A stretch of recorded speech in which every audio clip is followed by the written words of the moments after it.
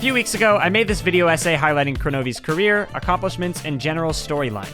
It took countless hours of research, planning, organizing, and so much more. So seeing that you guys really seem to enjoy it is a great feeling. But as I was digging through hours upon hours of old Rocket League footage and gameplay to research how to tell this story, I couldn't help but keep wondering, what rank would these players be today? It's just crazy to think that these guys were the best in the world at one point. Because when you look at their gameplay now, you see plenty of basic rotation issues that even some smart golds and platinums could point out as mistakes. So today, we are finally answering that question. If you could go back in time, what season of RLCS would you be able to compete in? I've built a timeline of what rank each season of RLCS players would be today. And in order to keep the results as unbiased as possible, I got a hold of some of the most experienced ranked coaches in Rocket League and had them judge the rank of various RLCS matches through history.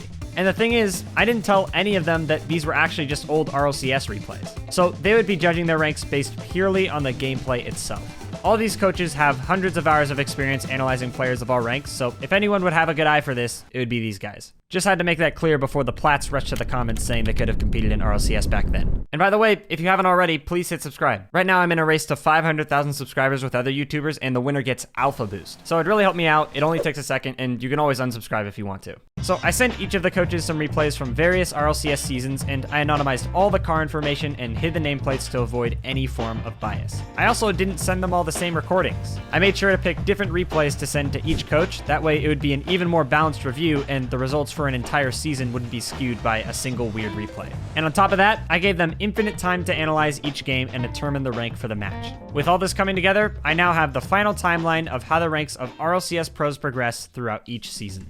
For the sake of keeping it interesting, we're actually going to be starting with the most recent season and counting down our way back to Season 1 where it all began. And just to kind of help us visualize how good these players were through each of the seasons, I'm also going to show what I personally think is the single most impressive goal from each season. Starting it off with RLCS X, of course, it's not really a surprise. This is still pretty recent, and these players are still some of the best in the world, even if you take their gameplay from like 8 months ago.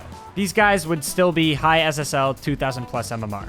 Every single coach saw this and immediately knew this was pro gameplay, or at least extremely high level ranked. The harder part for this season was definitely picking out the best goal, because the season was so long and there were tens of thousands of goals scored across all the regions throughout the season. The most impressive goal though, in my opinion, was this one that you probably haven't even seen before from Turinturo. He basically just does a really high aerial into a reset, into a pre-flip, into an insane air dribble past all three defenders. Just take a look and you'll see what I mean. Especially if you're not even going to be able to make contact before Kronovi beats you to the ball. Oh, Torrentoro, there is no way! There is every way! Moving back to RLCS 9, these players are obviously still incredibly good. But there was definitely a noticeable difference. Season 9 ended more than a year and a half ago, after all. Most of the coaches thought this was just low SSL gameplay, and only one of them thought they were watching a recent pro match. It averaged out to being low SSL around 1900 MMR. Going into this, I honestly had no idea if Season 9 and Season X were going to be distinguishable, but according to these results, they definitely were. Not an insane difference, but it's definitely there. Now, as for the most impressive goal, this goes without question in my mind.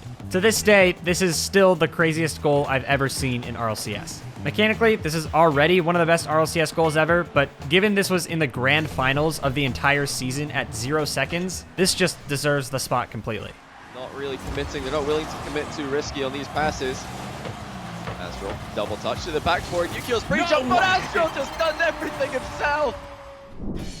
For RLCS 8, actually less than half of our coaches said that they were watching SSL gameplay at all. It's kind of crazy to think that Season 8 was the last time we had a LAN championship for RLCS. And since the players have clearly been getting so much better, it'll definitely make for an interesting tourney when we do have in-person LAN events again. The average rank guess for the coaches was actually GC3, and there's actually quite a few in contention for the most impressive goal here. There were a few iconic ones from Justin in the grand finals, but this one in particular is the most insane to me. They have not stopped with any of the pressure. Justin up for this quickly. It's in front of the box. No. No one's back, and Justin will score with 9 seconds remaining. NRG have the lead. To me, RLCS 7 was probably the most uneventful season. Vitality ended up winning, and it wasn't really that close. For some reason, there wasn't too much to remember from this season other than the whole G2 versus Rogue rivalry. The average rank guess for this season kept its pattern, taking a step down to GC2. I find this really interesting because I'm currently GC2, and going into this, I thought that maybe I would have been able to compete in like Season 5 or earlier. Anyway, there weren't really many iconic goals from this season, but if I had to choose one crazy one, it would probably be this one from Alpha. You feel like you picked up right where you left off in game number 1. Still, great pressure out of the midfield from the bricks, but execution from Barcelona. Alpha catches one off the top corner. Now back to RLCS 6. It's interesting to see how things seemingly slowed down a bit here. What a lot of coaches noticed in these mid-season replays is that they looked pretty solid with decision-making and coordination as a team, but the overall pace of the game wasn't really any faster than you'd see in a normal GC1 or GC2 lobby. And even with this coordination, still came some double commits and hesitations that you'd see there as well. The average guess from the coaches was GC2 once again. And if we look back at the highlights, this was really the season where flip resets were first starting to be used in the RLCS. And I think this one in particular from Justin was probably the best. It may be as standard as you can get when it comes to flip resets, but at this time, this was revolutionary. 2 goals up? Yes, they are, Carpet. And today just continues to be one of those days. Justin finally, though, look at that, gets the flip reset off the ball and scores. When you think of RLCS Season 5, pretty much everyone thinks of the classic Justin goal at 0 seconds to tie it up. Still to this day, the most iconic goal ever scored in Rocket League by far. There's people I know who've never played Rocket League before, and even they know about that goal. But surprisingly, the average guess by the coaches when looking at the season's gameplay was only GC1, which kind of makes sense now that you think about it. I mean, this shot really isn't that hard mechanically. There definitely were some other insane shots throughout the season though, like this one from Devo. I don't think we've seen one exactly like this since it happened right there back in 2018. These highlights seem definitely much better than what you'd expect for a GC1. This was truly the age of insane offensive mechanics. But then you look at the overall pace and the defensive positioning, and you can see how clueless and uncoordinated they really are. After all, the reason NRG lost in the finals was because of a basic rotation mistake. Some of these crazy goals from the defenders' perspectives just make them look silly, to be honest. I think that's a big reason why these players were estimated to be GC1. But out of all these goals, I think this one takes it home. Pass. Steals the mid boost as well. That's going to slow down Team Dictatas, who are now on the defensive. Still 0 goals. Oh my goodness! Oh my Garrett! Back during these seasons of the RLCS, there was only about 6 months between each RLCS championship. So there wasn't all that much room for improvement between the seasons. And because of that, I think that's why we see Season 4 also averaging out to be GC1. A lot of this gameplay looks pretty similar. At this point, the ceiling shot was considered by most players to be the most advanced mechanic you can do. Nowadays, you can even see some diamonds pulling off flip resets, which wasn't even imaginable by pros at this time. This, of course, doesn't mean that these diamonds would have been better than the pros at this time, but it's interesting to see how that evolved so late. We even saw some interesting strategies break out in this season, like the method strategy, where you have a lot lurk upfield half the game hoping for redirects. It actually worked for the most part since they ended up finishing 2nd in the world, but it also caused for some weird open net scenarios that should just never happened if you're one of the top teams in the world. But for this season, I think we all know what the craziest goal is. Another one of the most iconic in history. This was the scoreline in Game 3. Cloud9 unable to take it, but Squishy now with a daily shot. He puts it through. He's been going for this stuff all season. Getting close to the end here, we've got Season 3. Personally, this is where I first started watching the RLCS, and I remember thinking I'd never get nearly as good as these players. But what's weird is the coaches determined that these players would belong in Champion 3 if they played right now. In this season, it seemed like the biggest change in the scene was the emphasis on mind games. There were a few insane fakes pulled off this season, but someone who really paved the way for the future of RLCS was Devo, and I say that because of how good his double taps were. And that's also why I chose this goal as the best in the season. Okay, a bit of confusion it looks like on defense for Market right now. They're not really sure who's going to go for the clears. Devo looks for the pressure. Open net. Can he double tap this in? Oh my goodness! The Oceania region named that move.